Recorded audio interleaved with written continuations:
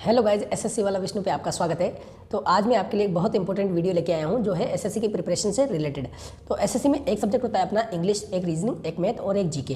तो आज के वीडियो में मैं आपको इंग्लिश की स्ट्रेटेजी समझाऊंगा कि इंग्लिश को अपन कैसे प्रिपेयर करें। विदाउट कोचिंग अपन इंग्लिश में अच्छा खासा स्कोर कैसे कर सकते हैं।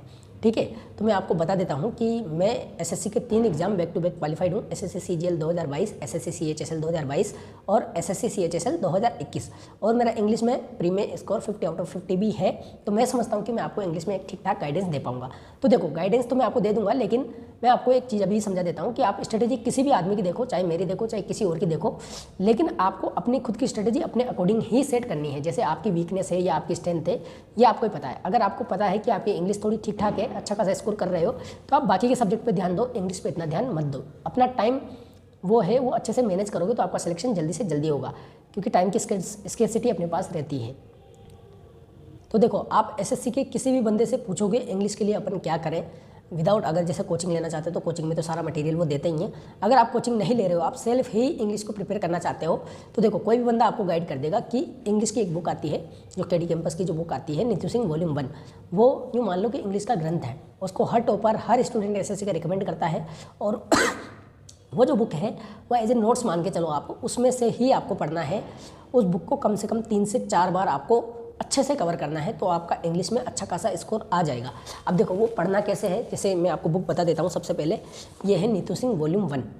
ये थोड़ा उल्टा दिख रहा होगा आपको, लेकिन ये है पुराना वर्जन जो एसएससी ये नीतू वॉल्यूम केडी कैंपस वाली जो बुक है नीतू सिंह वॉल्यूम 1 का, ये जो है पुराना वर्जन है। और देखो मैंने पढ़ा, इसको 3 से 4 बार मैंने पढ़ लिया है, तो ये थोड़ी काली काली हो गई है। तो इतनी काली आपको ये कर देनी है। और इसको पढ़ना कैसे है वो मैं आपको बताता हूँ। इसमें देखो बहुत सारे चैप्टर दे रखे हैं, और इसमें रूल्स को इतने अच्छे तरीके से, इतना मतलब समझने के लायक जो मैनर है उसमें लिखा हुआ है, एज ए नोट्स ही लिखा हुआ है, यूँ मान के चलो आप। तो आपको क्या करना है, सबसे पहले इसके चैप्टर्स पढ़ने हैं। चैप्टर्स जैसे ही एक चैप्टर खत्म होता है आपका, कोई बहुत बड़े बड़े चैप्टर नहीं है, एक दिन में जैसे आप एक चैप्टर खत्म करते हो तो उसके पीछे के क्वेश्चंस लगाओ आप। तो आपको वो जो रूल उसमें चैप्टर में आपने पढ़े हैं वो रूल अप्लाई करके आप क्वेश्चन इसके सोल्व करोगे, तो आपको बहुत सारी चीज़ें समझ में आ जाएगी, आपके दिमाग में सेट हो जाएगी कि इंग्लिश में इस तरीके से क्वेश्चंस बनते हैं और रूल्स इस तरीके से अप्लाई करते हैं। कोई भी बंदा हो, चाहे 0 लेवल से स्टार्ट कर रहा हो, इस बुक को पढ़ेगा अच्छे तरीके से तो वो अच्छा खासा इंग्लिश में स्कोर कर पाएगा। ठीक है, देखो इसके अलावा भी बहुत सारी चीज़ें हैं, लेकिन सबसे पहला काम आपको यही करना है कि ये बुक पढ़नी है अच्छे से। इसमें पीछे वोकेब भी दे रखी है, वो वोकेब 40-50 वोकेब डेली पढ़ो आप। और जब तक आपका रिवीजन नहीं हो रहा है तब तक आगे मत बढ़ो। रिवीजन जरूर है किसी भी चीज़ का, ज़्यादा कंटेंट प्रिपेयर करने से अच्छा है कम प्रिपेयर करो, लेकिन उसका प्रॉपर रिवीजन करो। रिवीजन करोगे तभी आपके लिए चीज़ें फ्रूटफुल साबित होंगी। और देखो, जब आपकी ये बुक कंप्लीट हो जाती है, एक बार आपने इसका एक राउंड लगा दिया, उसके बाद आप टेस्ट देना चालू कर दो। चाहे नंबर आए चाहे नहीं आए, आप प्रीवियस ईयर टेस्ट ही दो। Only previous year test book पे आपको मिल जाएंगे। प्रीवियस ईयर 2 टेस्ट डेली दो, प्लस वो दोनों टेस्टों का इतने अच्छे तरीके से एनालाइज करो कि उसमें जो एक्स्ट्रा चीज़ें हैं जिसकी वजह से आपका क्वेश्चन गलत हुआ है, उन क्वेश्चंस को अच्छे से प्रिपेयर करो। मतलब ये मत सोचना कि कोई बात नहीं, आगे आएगा नहीं आएगा, वो क्वेश्चन रिपीट मोड पे आएगा आपके पास। तो आपको देखो कंटेंट ज़्यादा नहीं है, लेकिन अपन उसको अच्छे से प्रिपेयर नहीं करेंगे तो वो रिपीटेड मोड पे आगे जाके अपने को दिक्कत करेगा। तो अपने को क्या करना है, 2 टेस्ट डेली, एक बार ये कोर्स कंप्लीट होने के बाद डेली 2 टेस्ट इंग्लिश के अपने को देने हैं, और हर क्वेश्चन को एनालाइज करना है, चाहे वो अपना सही हो या गलत हो, और उसके नीचे जो एक्स्ट्रा पॉइंट्स दिए हुए हैं वो अपने को पढ़ने हैं। रिजल्ट एक्सपेक्ट मत करना, इंस्टेंट रिजल्ट इंग्लिश में आपको नहीं मिलेगा, आपको इंस्टेंट रीजनिंग में मिल सकता है। रीजनिंग का एक टॉपिक आपने एक्स्ट्रा कवर किया है तो उसके मार्क्स आपको आना स्टार्ट हो जाते हैं इमीडिएटली। लेकिन इंग्लिश में लॉन्ग टर्म आपको काम करना पड़ता है। 1 महीने 2 महीने आप कंटिन्यूसली काम करो, उसके बाद उसका इफेक्ट आपके जो टेस्ट है उसमें रिफ्लेक्ट होने लग जाएगा। वोकेब है, वोकेब के लिए कोई एक्स्ट्रा रूट वर्ड, निमोनिक्स वगैरह ये सब यूज़ मत करो। मेरा पर्सनली मानना ये है, मैंने इंग्लिश के लिए एक अलग से, इंग्लिश की जो वोकेब है उसके लिए अलग से स्ट्रेटेजी वीडियो बनाई है, उसका लिंक मैं आपको डिस्क्रिप्शन में दे दूंगा। सीधा सिंपल रट्टा मारो, अपने को बस एग्जाम क्लियर करना है और रिवीजन कंटिन्यूसली करो, तभी आपके दिमाग में चीज़ें स्टेबल रहेंगी। वो वीडियो जरूर देख लेना, वोकेब कैसे प्रिपेयर करनी है वो मैंने डिस्क्रिप्शन में लिंक दे रखा है, कहाँ से करनी है वो भी मैंने बताया है। और देखो टेस्ट का मैंने आपको बता दिया है। अब आता है सबसे important part of English. English की रीडिंग बहुत ज़्यादा ज़रूरी है। कोई बंदा है ग्राउंड लेवल से भी अगर स्टार्ट कर रहा है तो उसको भी रीडिंग करनी चाहिए, चाहे उसके कुछ समझ में आए चाहे न आए, उसको बस रीडिंग करना है। तो रीडिंग एक, जैसे बोलते हैं ना अपन, जैसे कोई बुरी चीज़ के लिए अपन एक शब्द यूज़ करते हैं कि मीठा जहर है, तो ये मीठा अमृत ही मान के चलो इसको। जब आपको ये धीरे धीरे असर करेगा, ये धीरे धीरे आपको पता भी नहीं चलेगा। रीडिंग एक ऐसी चीज़ है, ये धीरे धीरे आपके इंग्लिश को इतना इंप्रूव कर देगा कि आपको पता भी नहीं चलेगा कि आपके क्वेश्चंस कितने अच्छे तरीके से मतलब सही होने लग जाएंगे।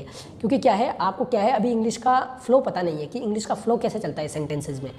आपको ऑटोमेटिकली फील आएगा, जब आपकी रीडिंग ठीक ठाक रहती है तो ऑटोमेटिकली क्वेश्चंस में पता चलेगा कि इस पार्ट में एरर है।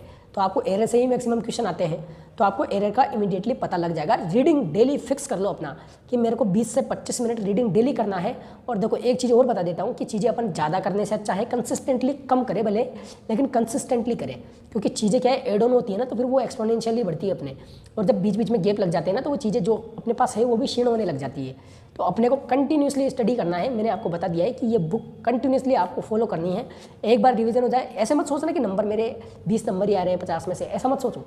ओनली इसको करते जाओ कंटिन्यूसली। मेरा एक दोस्त है, उसने भी सेम स्ट्रेटेजी फॉलो करी है और उसके 135 में से 1/3 नेगेटिव मार्किंग है उसमें। मेंस के पेपर में उसके 123 नंबर आए हैं। बहुत ही कमज़ोर था, उसके सप्लीमेंट्री भी थी, लेकिन उसने इंग्लिश के क्वेश्चन वो छोड़ता था पहले। तो धीरे धीरे उसने यही काम किया है, इसी बुक को फॉलो किया है और बिल्कुल यही स्ट्रेटेजी उसने अपनाई है। और उसके 123 मार्क्स आए हैं, जो टॉपर लोगों के भी नहीं आते हैं। उसने लास्ट टाइम में इंग्लिश को, रीडिंग को भी बहुत ज़्यादा टाइम दिया है। तो रीडिंग अभी से फिक्स कर लो कि 20-25 मिनट अपने को रीडिंग करनी है, ये बुक पढ़नी है, इसके पीछे के क्वेश्चन सोल्व करने। एक बार तो ऐसे सोल्व करने, अगली बार जब आप करोगे जो क्वेश्चन आपके गलत जाएंगे उनको स्टार मार्क कर लेना, अगली बार उनको ही करना जो स्टार लगा रखे हैं, ताकि ज़्यादा टाइम अपना उसमें न जाए। और वो के डेली रिवीजन करना है, डेली कंटिन्यूसली। इंग्लिश एक बार अच्छे हो गए तो इंग्लिश एक ऐसा सब्जेक्ट है जो आपको बहुत कम टाइम में 7-8 मिनट में आपके 25 क्वेश्चन सोल्व हो जाते हैं और आपको 100% मार्क्स दे सकते हैं इंग्लिश, अगर आपका इंग्लिश अच्छा खासा वोकेब और अच्छी खासी आपने प्रिपरेशन कर ली है तो इस तरीके से आप इंग्लिश को एक अच्छा खासा प्रिपेयर कर सकते हो। और अगर आपको वीडियो अच्छा लगा है, इसमें कोई भी अच्छी बात लगी तो उसको अपनाइए।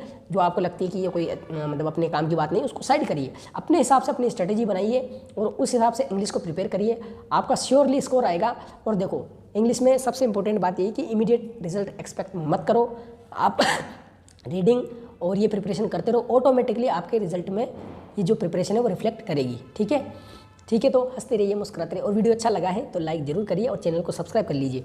और देखो जो वोकेब की जो बुक है उसकी PDF मैंने अपने टेलीग्राम चैनल है SSC वाला विष्णु, उस पर डाल दी है। और भी कोई रिलेटेड इन्फॉर्मेशन आती है तो मैं उस पर आपको लिए डाल दूंगा, तो आप उस चैनल को जरूर ज्वाइन कर लेना। वो मैंने डिस्क्रिप्शन में उसका लिंक दे दिया है और वोकेब का जो वीडियो उसका भी मैंने लिंक डिस्क्रिप्शन में दे दिया है। ठीक है, थैंक यू वेरी मच।